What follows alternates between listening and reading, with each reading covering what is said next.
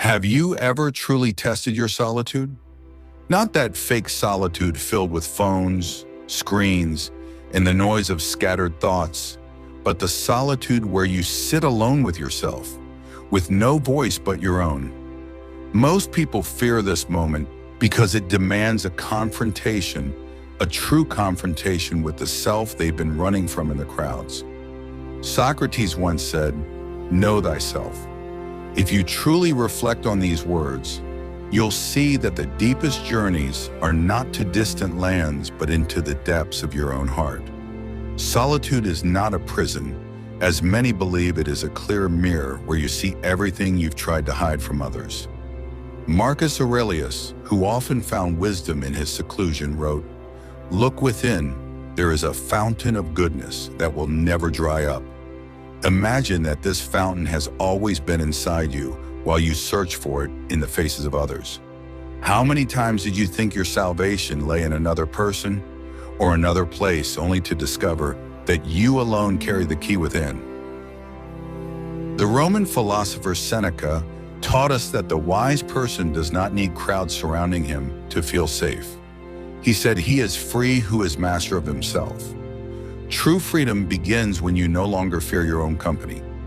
Those who fear solitude live as slaves to the presence of others, terrified of emptiness, too weak to listen to their own inner voice. Nietzsche wrote, "Every great human being has a great capacity for solitude." He knew that great ideas are not born amid noise, but in the silence of mountains and long nights. Don't believe those who tell you that isolation is weakness. It is the forge of the brave. It is the well that sharpens the soul and makes it resilient against storms. Descartes, the father of modern philosophy, spent long days alone before he wrote, "I think, therefore I am." A simple line that sparked a revolution in thought and changed philosophy forever. How could he have reached it if he'd always feared sitting alone with his mind? Every great idea begins with a solitary soul staring into the questions that others run away from. When Plato spoke of the world of forms, he reminded us that the truth is not seen through crowded eyes, but with an inner vision that only clarifies when you withdraw from the noise. How can you see your own light if you never switch off the lights around you? How can you hear your heart if the voices of others drown out its call? Even Buddha himself sat alone under the Bodhi tree for days, without food or water, until he saw the truth that he could not find among people. Had he run from his solitude, he would never have become Buddha. Every person you think of as truly great has lived moments of pure solitude before their words change millions. Do you know that those who run the fastest from their solitude are often the most lost? They think solitude is empty space, yet in truth, it is filled with everything we need to understand. Who are we? What do we want? What makes our life worth living? Epicurus said, "He who does not find pleasure in himself will seek it in vain elsewhere." So have you ever searched within for what you always thought you would find outside?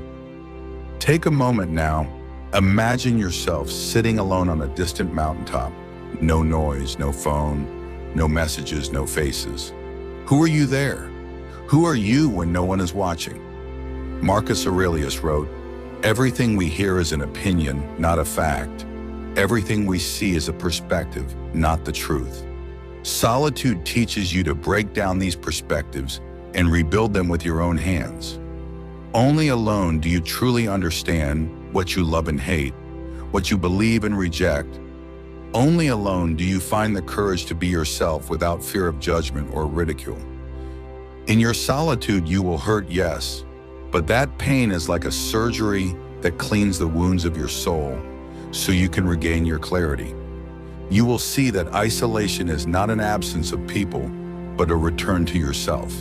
Sometimes, to be truly free, you must shut the door on the world and open the door to your own heart. Let your solitude be your sacred home. Search it for your lost dreams. Ask it the hard questions you postpone every night.